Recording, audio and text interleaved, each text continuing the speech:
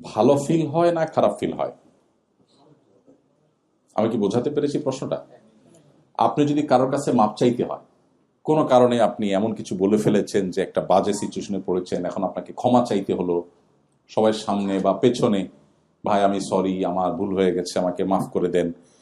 এই যে ক্ষমা চাওয়া, এই ক্ষমা চাওয়ার ফিলিংসটা মানুষের ভালো হয় না খারাপ হয়?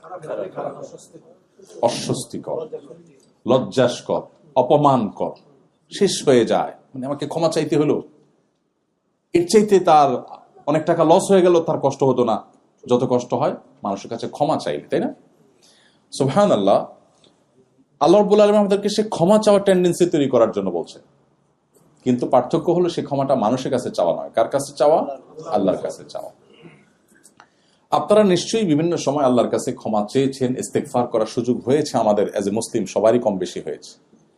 কিন্তু আমি আপনাকে আহ্বান করব, আপনার জীবনে একটি বারের জন্য খুবই সিরিয়াসনেসের সাথে আপনার জীবনের অপরাধগুলোর কথা স্মরণ করে এগুলোর পরিণাম যদি আল্লাহ শাস্তি দেন তাতে কি হতে পারে, আল্লাহর শাস্তি কত ভয়াবহ হতে পারে, এই সব বিষয়গুলোকে মাথায় রেখে আল্লাহর কাছে আপনি মুক্তি লাভের জন্য চোখের পানি ফেলে ছলছল করে একা নির্জন একটু ক্ষমা চাইবেন। ভাইরা আমার, একই কাজ যেটা মানুষের কাছে করার পর আপনি অপমান বোধ করেন, অস্বস্তি বোধ করেন, সেটা যখন আপনি আল্লাহর কাছে নিবেদন করবেন, আমি আল্লাহর কসম করে বলতে পারি আপনার জীবনে যত স্বাদ, যত তৃপ্তি, যত সুখ আপনি অনুভব করবেন, বোধহয় পৃথিবীর কোনো সুস্বাদু খাবার খেয়ে সবচেয়ে আনন্দের কোনো মুহূর্তেও আপনি এতটা সুখ অনুভব করবেন না।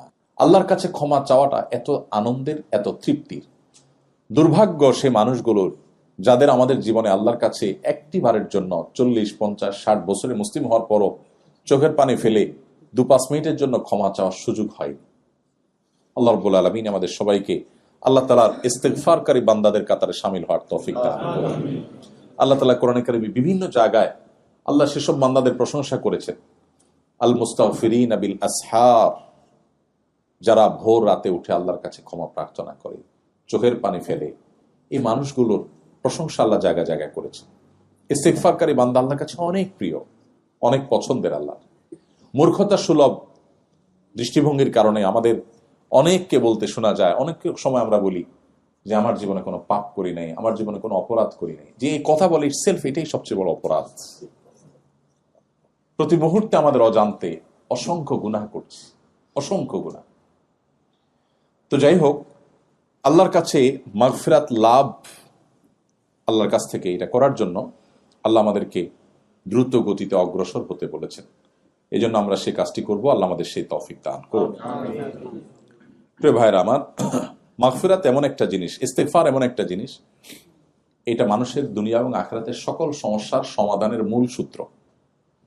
অনেক ভাই ব্রাদার, অনেক বোনেরা আমাদের কাছে জানতে চান যে ভাই খুব বিপদে পড়ে গেলে কি করব, কোন দোয়া পড়ব।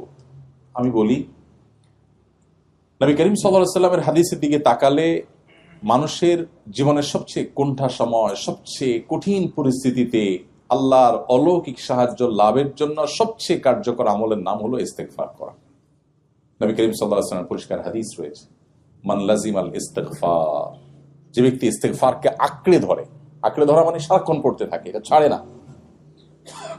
জাআলাল্লাহু মিন কুল্লি হাম্মিন ফারাজা। তো ইস্তেগফার করার নির্দেশ আল্লাহ তাআলা আমাদেরকে বারবার করেছেন। ইস্তেগফারের অর্থ বুঝে আমরা ইস্তেগফার আল্লাহ তাআলার কাছে করব। সবচেয়ে উত্তম ইস্তেগফার হলো সাইয়্যিদুল ইস্তেগফার, যেটা সকাল সন্ধ্যা এবং রাতে ঘুমানোর সময় নবী সাল্লাল্লাহু আলাইহি ওয়াসাল্লাম করতেন। আর এছাড়া যে কোনো ইস্তেগফার করতে পারি আমরা। সবচেয়ে ছোট ইস্তেগফার হলো আস্তাগফিরুল্লাহ ওয়া আতুবু ইলাইহি। আস্তাগফিরুল্লাহ, আল্লাহ আপনার কাছে আমি ক্ষমা চাই, আমি আল্লাহর কাছে ক্ষমা চাই এবং তার দিকে ধাবিত হই। তো আল্লাহ রাব্বুল আলামিন জান্নাত প্রসঙ্গে বলতে গিয়ে